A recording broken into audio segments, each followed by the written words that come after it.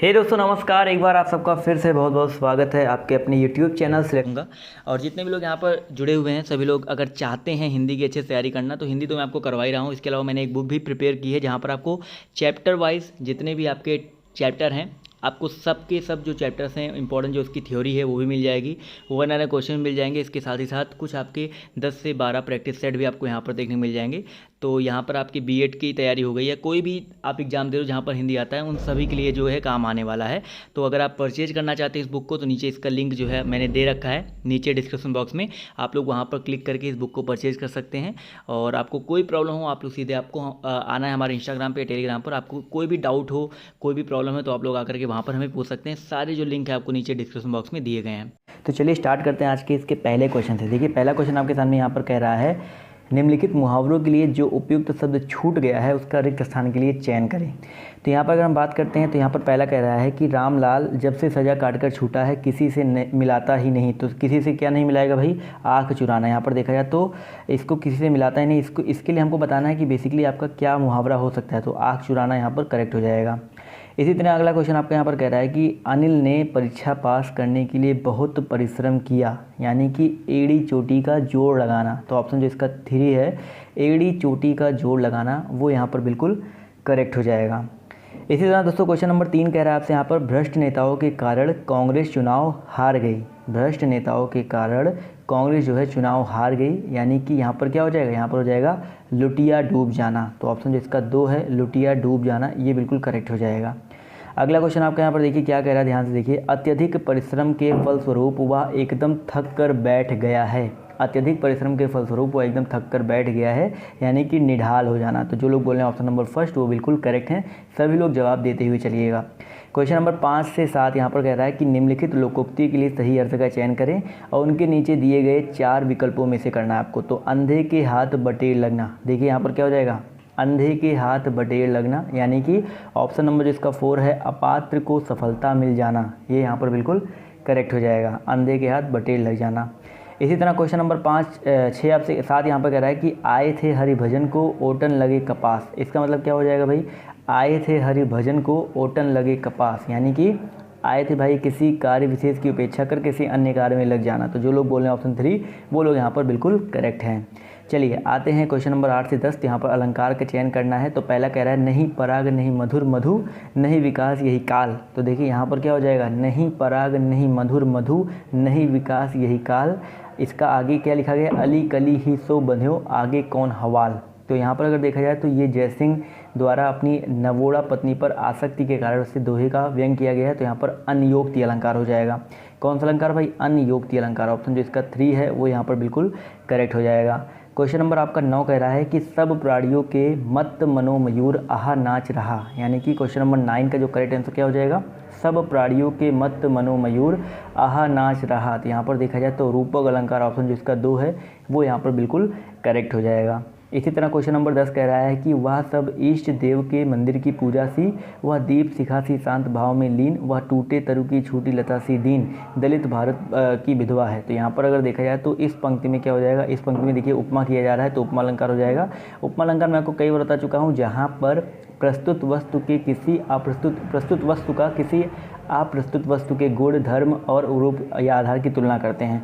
जैसे यहाँ पर विधवा की जो तुलना की गई है वो पूजा से और शांत भाव से और लता से किया गया है। तो इसलिए यहाँ पर जो ऑप्शन फर्स्ट है वो करेक्ट हो जाएगा। क्वेश्चन नंबर आपका देखिए 11 कह रहा है कि सितारे हिंद किस लेखक का उपनाम था। देखिए बहुत ही इंपॉर्टेंट क्वेश्चन है, याद रखिएगा।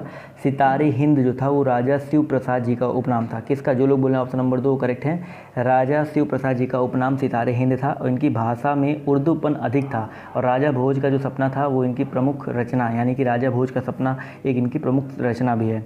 आते हैं अगले क्वेश्चन पर। तो अगला क्वेश्चन कह रहा है कि अमृता प्रीतम किस भाषा की साहित्यकार हैं।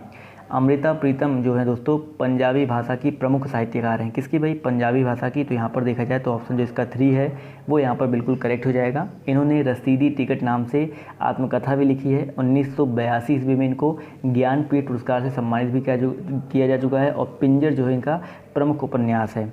आते हैं अगले क्वेश्चन की तरफ। तो अगला क्वेश्चन कह रहा है भाई विनय पत्रिका ये किसकी, यहाँ पर ये बताना है विनय पत्रिका किसने लिखा है, किसकी रचना है। तो याद रखिएगा तुलसीदास जी की रचना जो है आपकी विनय पत्रिका है। तो ऑप्शन जो इसका 4 है वो यहाँ पर करेक्ट हो जाएगा। चलिए आते हैं क्वेश्चन नंबर 14 पर। तो जन्मेजय का नाग यज्ञ जो रचना है वो जयशंकर प्रसाद जी ने किया है। किसने किया है, जयशंकर प्रसाद जी ने किया है। तो ऑप्शन जो इसका 2 है ये यहाँ पर बिल्कुल करेक्ट हो जाएगा। और जयशंकर प्रसाद जी छायावादी कवि के युग के कवि थे। इन्होंने अनेक नाटक, कहानी, उपन्यास, कविताओं की रचना की है। क्वेश्चन नंबर 15 की तरफ आते हैं। देखिए कह रहा है मृगावती यानी कि मिर्गावती भी इसको बोलते हैं। तो इसकी रचना किसने की थी, तो रचना बताना इसकी किसने की थी। तो जी हाँ, इसका जो करेक्ट आंसर दोस्तों हो जाएगा आपका कुतुबन ने इसकी रचना की थी। कुतुबन दूसरे वो सूफी काव्य धारा के कवि हैं।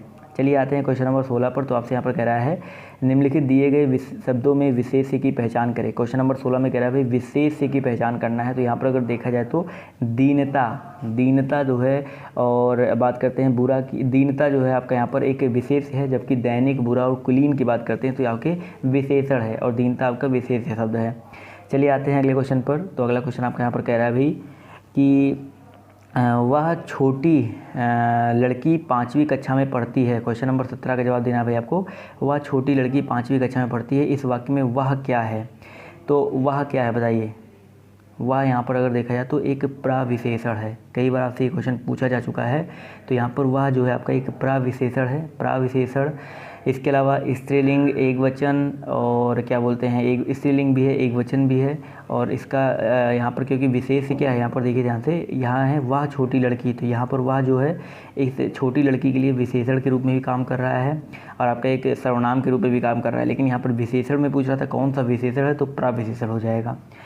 आते हैं अगले क्वेश्चन पर। तो अगला क्वेश्चन कह रहा है कि छोटा शब्द निम्नलिखित में से क्या है। जो छोटा शब्द है यहाँ पर अगर हम बात करते हैं, छोटा शब्द जो है वह क्या है यहाँ पर। तो क्वेश्चन नंबर 18 में देखा जाए तो यहाँ पर हो जाएगा रूढ़ शब्द। कैसा शब्द हो जाएगा, काला, छोटा, लंबा, ये सारे जो विभाजित नहीं किए जा सकते हैं वो रूढ़ शब्द होते हैं। तो ऑप्शन जो इसका 3 है वो यहाँ पर करेक्ट हो जाएगा। क्वेश्चन नंबर 18 के बाद 19 पर आते हैं। देखिए कह रहा है ये फल मीठे हैं। इस वाक्य में मीठे क्या शब्द, मीठे शब्द क्या है, तो याद रखिएगा मीठे शब्द यहाँ पर देखा जाए तो आपका विधेय विशेषण है। क्या है भाई, विधेय विशेषण है। तो ऑप्शन जो इसका 4 है वो करेक्ट हो जाएगा। विधेय विशेषण क्या होता है, विशेष से पहले प्रयुक्त होने वाले विशेषणों को हम लोग विशेष विशेषण बोलते हैं। और यहाँ पर और अगर बात किया जाए जो बाद में प्रयुक्त होते हैं, जैसे आपका जो पहले प्रयुक्त होते हैं वो विशेष ही होते हैं, लेकिन जो बाद में यानी कि जो विशेषण जो होते हैं वो बाद में, विशेष के जो बाद में प्रयुक्त होते हैं आपके विधेय विशेषण कहलाते हैं। तो ऑप्शन जिसका 4 है वो करेक्ट हो जाएगा। जैसे मीठे यहाँ पर देखा जाए तो मीठे फल, तो यहाँ पर मीठे जो है आपका एक विधेय विशेषण हो जाएगा क्योंकि ये बाद में प्रयुक्त हुआ। ये फल मीठे हैं और ये मीठे फल बोला जाता तो आपका वो कौन सा विशेषण हो जाता, वो आपका हो जाता क्या बोलते हैं, विशेष विशेषण। अगला क्वेश्चन आपका यहाँ पर कह रहा है कि राम सोहन की अपेक्षा चतुर है। इस वाक्य में विशेषण की तुलना के आधार पर कौन सी अवस्था है।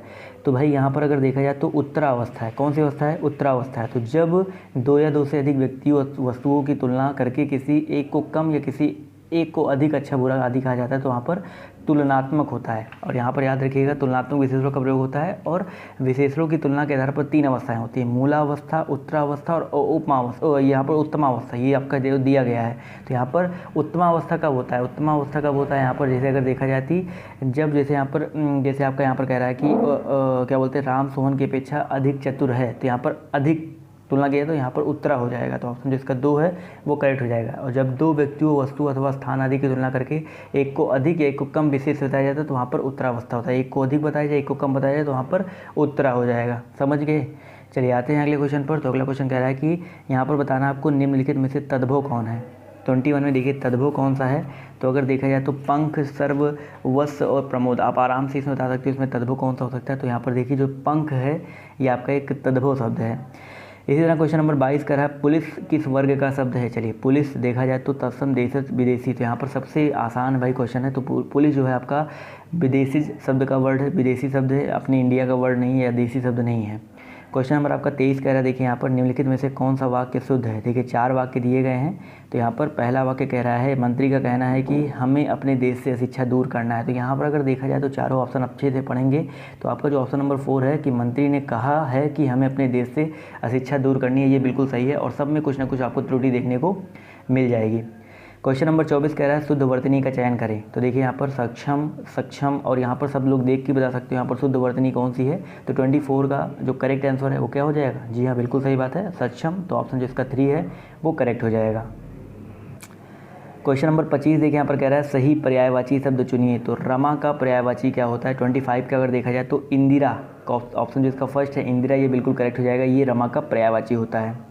क्वेश्चन नंबर 26 देखिए कह रहा है कि भीषण का विलोम शब्द क्या है। भाई भीषण के बारे में बात करते हैं तो भीषण का जो विलोम शब्द है वो क्या हो जाएगा? जी हाँ, जवाब दीजिए सभी लोग। तो सौम्य हो जाएगा। तो ऑप्शन जिसका फर्स्ट है सौम्य, ये बिल्कुल करेक्ट हो जाएगा। चलिए आते हैं क्वेश्चन नंबर 27 पर। तो उत्कर्ष का विलोम क्या है? तो उत्कर्ष का जो विलोम है दोस्तों याद रखिएगा, उत्कर्ष का जो विलोम होता है वो आपका क्या होता है?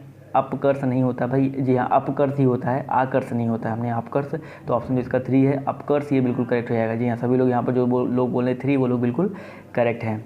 28 और 29 में यहाँ पर आपको बताना है कि वाक्य खंड पर एक शब्द बताइए। तो जिसका अनुभव किया गया हो उसको हम लोग क्या बोलते हैं? भाई जिसका अनुभव किया गया हो उसको हम लोग बोलते हैं अनुभूत। यानी कि इसका जो ऑप्शन नंबर फर्स्ट है अनुभूत, ये यहाँ पर बिल्कुल करेक्ट हो जाएगा, अनुभूत। इसी तरह क्वेश्चन नंबर 29 देखिए, जिसका ऋण लिया गया हो। देखिए क्वेश्चन नंबर 29 सब लोग जवाब दीजिए।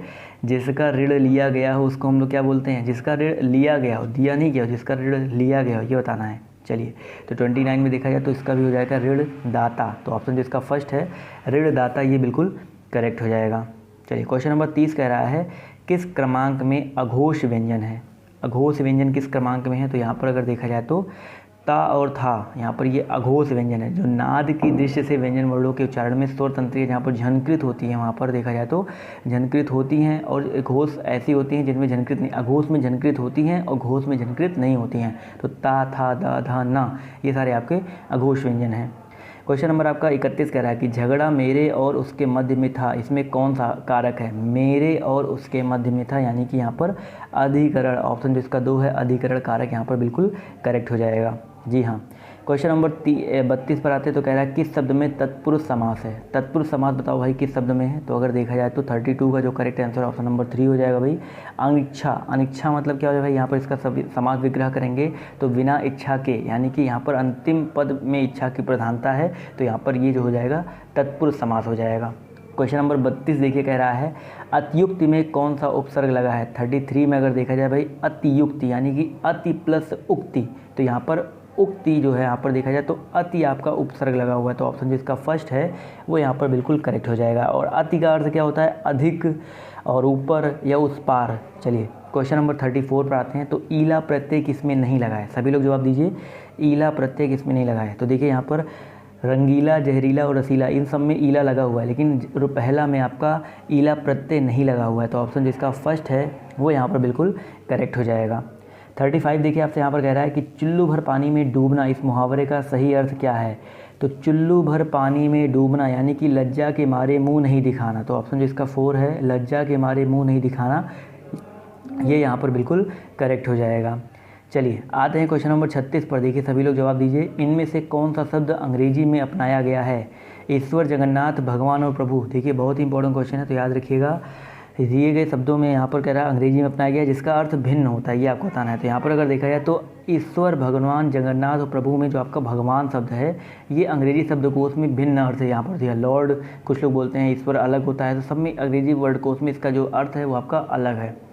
चलिए आते हैं अगले क्वेश्चन पर। तो अगला क्वेश्चन यहाँ पर कह रहा है प्रेम अनदेखी राहों की तरह आकर्षक होता है। प्रेम जो है भाई अनदेखी राहों की तरह आकर्षक होता है, तो इस वाक्य में कौन सा काल है? काल पहचानना है। चलिए जवाब देखिए आना शुरू हो गया। तो सामान्य वर्तमान काल। जी हाँ दोस्तों, ऑप्शन जिसका 4 है सामान्य वर्तमान काल, ये बिल्कुल करेक्ट हो जाएगा। चलिए आते हैं अगले क्वेश्चन तरफ। तो अगला क्वेश्चन यहाँ पर कह रहा है काजल की रेख सी कतार है खजूर की, इस पंक्ति में अर्थालंकार का कौन सा भेद झलकता है? तो काजल की रेख सी कतार है खजूर की, तो यहाँ पर अगर देखा जाए तो कौन सा भेद है भाई? तो यहाँ पर देखा जाए तो आपका उपमा अलंकार हो जाएगा। ऑप्शन जिसका 2 है वो यहाँ पर बिल्कुल करेक्ट हो जाएगा। जहाँ पर भाई उपमेय की उपमान के साथ समानता दिखाई जाती है वहाँ पर उपमा अलंकार होता है। क्वेश्चन नंबर आपका 39 कह रहा है कि दिए गए विकल्पों में से सही का चयन करके रिक्त स्थानों को भरिए।